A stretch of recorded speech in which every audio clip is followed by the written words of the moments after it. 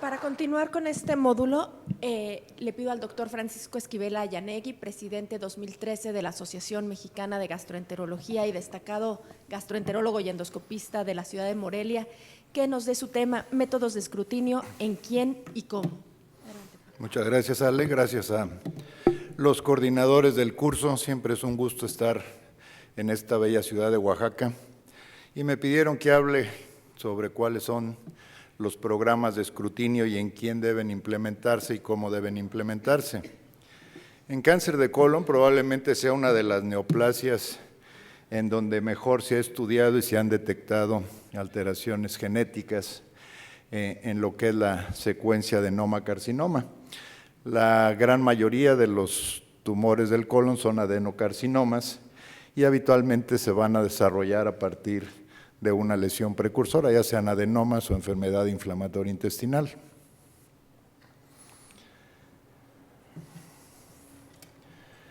Evidentemente, ya lo oyeron en la plática del doctor Pérez Manauta, el hecho de que nos estemos enfrentando al tumor maligno más frecuente del tubo digestivo, pues obliga a tener programas que nos permitan una detección oportuna, yo diría no del cáncer, sino de las lesiones precursoras para hacer un seguimiento adecuado, que es lo que va a hablar posteriormente el doctor Reed, porque el tratamiento oportuno puede hacer que este sea curativo. Obviamente, un objetivo de que tenemos en los programas de escrutinio en neoplasias, pues va a ser el tener un efecto positivo en la reducción en la mortalidad por cáncer, principalmente en etapas intermedias de la vida. Y los programas de escrutinio, que son algunas de las cosas que vamos a platicar en los próximos minutos, varían o difieren un poco en recomendaciones alrededor del mundo. No es lo mismo la frecuencia, la incidencia de cáncer en Asia, en Europa, en América Latina, y por lo tanto los programas de escrutinio, aunque se han tratado de homogenizar, siempre en cada región vamos a tener a lo mejor alguna perspectiva en relación a poder hacer un mejor escrutinio. Las determinantes que habitualmente se tienen en cuenta para hacer un programa de escrutinio van a ser los índices de incidencia y prevalencia de la neoplasia del colon. Obviamente habrá poblaciones específicas, incluso dentro de una misma región, dentro de un mismo país, puede haber áreas con mayor frecuencia de cáncer y habrá regiones donde pueda ser más uniforme, incluso en varios países. Muy importante la disponibilidad de recursos. No es lo mismo la propuesta que tienen los europeos o los americanos en cuanto a la detección oportuna del cáncer o el seguimiento de las lesiones precursoras a lo que podemos hacer en países en vías de desarrollo como el nuestro. Dentro de los métodos o dentro de los programas de escrutinio se han utilizado a través del tiempo múltiples estudios. Aquí están enumerados, los vamos a ir desglosando poco a poco. Fundamentalmente la prueba de determinación de sangre oculta en heces, los procedimientos endoscópicos, algunos estudios de imagen tienen lugar en el escrutinio y más recientemente, y probablemente esto vaya a ser el futuro en la detección oportuna, las pruebas moleculares, la detección de anomalías genéticas específicas. La prueba de sangre oculta en heces, que es la que se ha utilizado durante ya muchos años y en población general, es la prueba de guayaco, de guayacol, que es de costo accesible, esa la tenemos disponible prácticamente en todos lados, aunque tiene algunas dificultades para su aceptación y realización. Una de ellas es que se requieren 3 muestras de heces para su realización, y algo muy importante es que se requiere una dieta mínimo de 3 días en donde no se consuman alimentos que contengan hierro, que no se consuman medicamentos como aspirina y antiinflamatorios, y además se puede ver afectada por algunas alteraciones como fisuras anales, hemorroides, la menstruación en las mujeres. Por lo tanto, Su sensibilidad y especificidad son muy variables y habitualmente bajas. Primero, porque a veces el médico no le explica al paciente cómo hacerlo, o el laboratorio no se lo explica, y entonces la frecuencia de falsos positivos es muy alta. Tratando de librar esto, en los últimos años se han ya desarrollado lo que se llaman pruebas inmunoquímicas, que tienen varias ventajas, aunque su costo es mayor. Tienen la ventaja de que utilizan anticuerpos monoclonales y policlonales dirigidos específicamente contra la globina humana. Por lo tanto, eso le confiere una mayor sensibilidad y especificidad. Es una prueba automatizada y, por lo tanto, no requiere de muchos cambios, no se requiere ajustes en la dieta ni la restricción de medicamentos, y su sensibilidad y especificidad son buenas.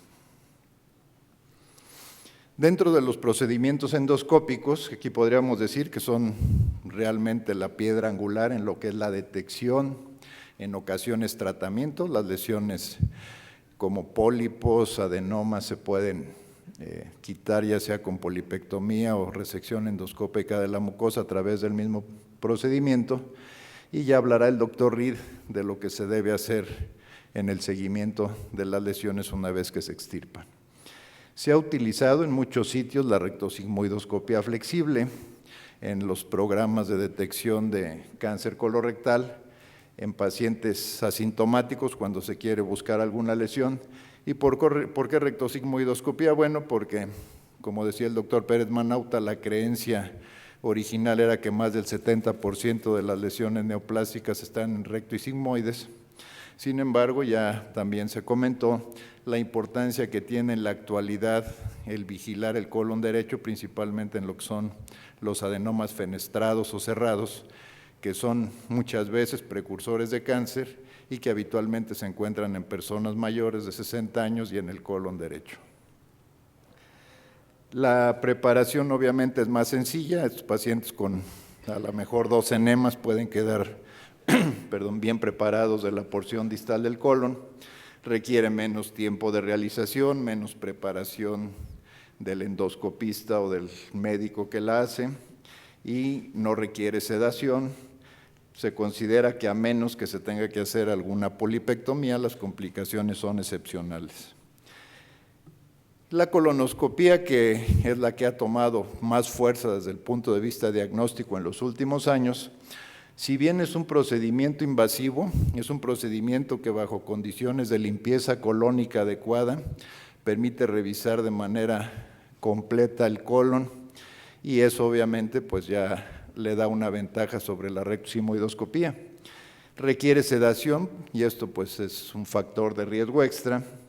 El riesgo de complicaciones es bajo, y es bajo con gente entrenada para hacer colonoscopía, desde luego, ¿eh? Es un procedimiento, yo les digo que desde el punto de vista endoscópico es más difícil muchas veces una colonoscopía que un estudio de vía biliar. La polipectomía, cuando se tiene que hacer, pues sí le incrementa la posibilidad de complicaciones. Y una cosa muy importante en la actualidad es que con los equipos de reciente modelo, que puede uno contar con cromoendoscopía, magnificación, endomicroscopía, prácticamente puede uno detectar todo tipo de lesiones, chiquitas, grandes, medianas, evaluar bien la superficie, ver el tipo de pólipo, de lesión, y esto de alguna manera incrementa el éxito diagnóstico. Los estudios de imagen, que no son de los más favorecidos para los programas de escrutinio, en algunos casos pueden utilizarse. Fundamentalmente el colon por enema, la colonografía por tomografía axial computarizada. Pueden llegar a usarse principalmente cuando no se cuenta con la posibilidad de realizar colonoscopías, o bien también cuando la colonoscopía por alguna estenosis infranqueable o falla para la realización del procedimiento no puede hacerse y se requiere ver todo el órgano, pues la Colotac en la actualidad se considera puede ser el método de elección. El colon por enema tiene menor sensibilidad que la colonografía por tomografía axial computarizada, y de cualquier manera los dos procedimientos, si no está bien preparado el colon, si no está bien limpio, pueden dar falsos positivos, dejar dudas diagnósticas por artefactos, y finalmente esto puede ser la justificación para que se tenga que hacer una colonoscopía. ¿A quién vamos a implementar o en quién vamos a implementar programas de escrutinio? Bueno, para hacer esto, pues lo que tenemos que evaluar en cada individuo es en qué grupo de riesgo se encuentra. El riesgo se ha considerado en 3 categorías: el riesgo bajo o riesgo promedio, que son adultos mayores de 50 años, aunque ya el doctor Pérez Manauta dice que a lo mejor hay que empezar antes de los 40, asintomáticos y que no tengan otros factores de riesgo. El riesgo intermedio son aquellos individuos que tienen historia familiar o personal de pólipos o de cáncer de colon esporádico, o bien familiares en primer grado con enfermedad inflamatoria intestinal, colitis ulcerosa o enfermedad de Crohn. Y en el riesgo alto están todos los pacientes o todos los individuos que sean portadores o familiares de síndromes hereditarios de poliposis o cáncer.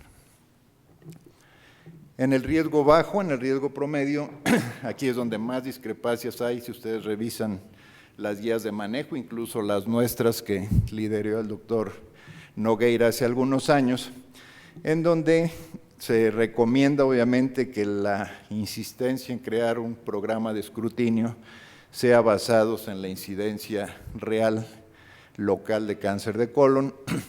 Obviamente el análisis costo-beneficio, ya se los comentaba, el disponer de los recursos para implementar un programa de escrutinio, y en algún momento en este punto de riesgo bajo, también las preferencias que tiene el médico o que acepte el paciente para la realización. En resumen, les puedo decir que la mayor parte de las guías, e incluso esto lo podemos traspolar a nuestro país, sugieren que se realice en este grupo la detección de sangre oculta en heces anual o bianualmente. Algunos países, principalmente en Europa, en Asia, siguen preconizando la sigmoidoscopía flexible cada 5 años en este grupo de bajo riesgo. Otros dicen que se pueden hacer las dos cosas, una detección de sangre oculta en heces con estos intervalos y una sigmoidoscopía cada 5 años. Los estudios radiológicos realmente no se ven favorecidos en ninguna de las guías que se dan para el escrutinio de cáncer de colon, y la realización de colonoscopia evidentemente en este grupo de bajo riesgo está plenamente justificada ante la positividad de cualquiera de estas pruebas. En el riesgo intermedio, que son los pacientes que tienen historia familiar o personal de cáncer de colon, de adenomas o de familiares con enfermedad inflamatoria, aquí se puede utilizar una estrategia semejante a lo que acabamos de comentar con la determinación de sangre oculta en heces anualmente, aunque aquí cuando hay antecedentes sí se recomienda que se procure hacer la prueba inmunoquímica y no la prueba de guayaco. Y ante la positividad de esta prueba o la sospecha desde un inicio en la evaluación clínica de que el paciente pueda tener una lesión, pues empezar con una colonoscopía. Los programas de seguimiento pues ya serán en base a los hallazgos endoscópicos. En el riesgo alto, y esto es muy importante porque riesgo alto quiere decir que este tipo de síndromes o de lesiones hereditarias tienen una alta posibilidad de desarrollar cáncer, como la poliposis adenomatosa familiar, en donde el desarrollo es en etapas tempranas de la vida, habitualmente en la adolescencia. Se asocia con otros tumores. El riesgo de desarrollar cáncer alrededor de los 40 años es mayor al 90%. Esto ya les abre los ojos en ver cuál es la importancia para evaluar bien a estos pacientes. Y aquí sí, en este tipo de enfermedades, este tipo de síndromes hereditarios, la colonoscopía anual debe realizarse hasta que el paciente tenga que ser sometido a una colectomía, que es desafortunadamente la historia en la que terminan estos pacientes. Y el programa de vigilancia debe también indicarse en familiares de primer grado a partir de los 15 años.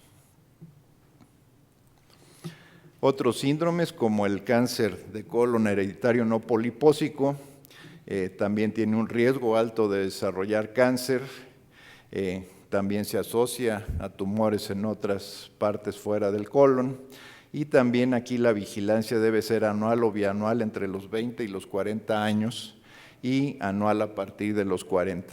Algo que ustedes van a ir viendo, no me voy a detener en esto, pero pueden ver cómo en todos estos síndromes están bien determinadas cuáles son las alteraciones genéticas y a qué nivel del cromosoma están las de lesiones. La poliposis asociada al gen MIH de localización cromosomal en 1p32-34 es semejante a la poliposis familiar atenuada.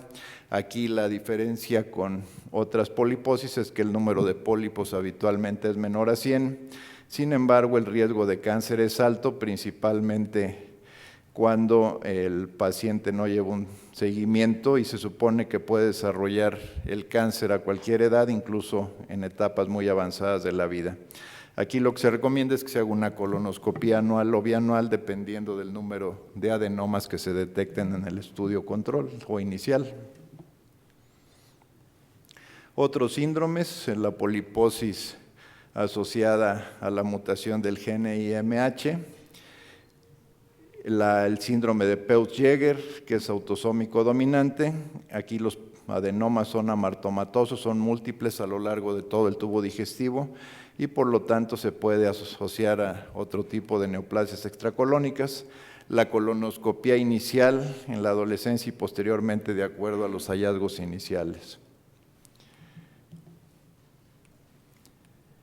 Finalmente, estudios de detección molecular. Aquí creo que en los últimos 3 o 4 años esto ha sido un parteaguas o va a ser un parteaguas en el futuro del escrutinio de cáncer de colon, ya que los avances en genética, en epigenética del cáncer colorectal y las mejoras en las técnicas moleculares de detección permiten pensar que a futuro podemos hacer un diagnóstico temprano, incluso dicen por ahí algunos autores que esto a lo mejor llegará el momento en que se pueda hacer desde antes de que aparezca la lesión. Y esto es a través de pruebas de DNA, de las cuales hay algunas que se han hecho en heces, como esta que se llama Cologuard, con una alta sensibilidad y especificidad tanto para cáncer como para adenomas y una especificidad alrededor del 90%, esto evaluado en pruebas negativas en sujetos con colonoscopías normales. Tiene una ventaja sobre la sangre oculta en heces, la prueba inmunoquímica, que es que la eficacia es similar, ya sea que la neoplasia o el adenoma sea proximal o distal. Y la otra prueba que está evaluándose es la de septina 9 en sangre, que también detecta DNA metilado que se produce en los tumores de colon. Su sensibilidad es variable, no muy alta, con una especificidad del 70%, pero son procedimientos no invasivos que probablemente una vez que se puedan tener disponibles y que tengan una mejor sensibilidad y especificidad van a ser el futuro en los programas de escrutinio. Muchas gracias. Muchas gracias, doctor Esquivel.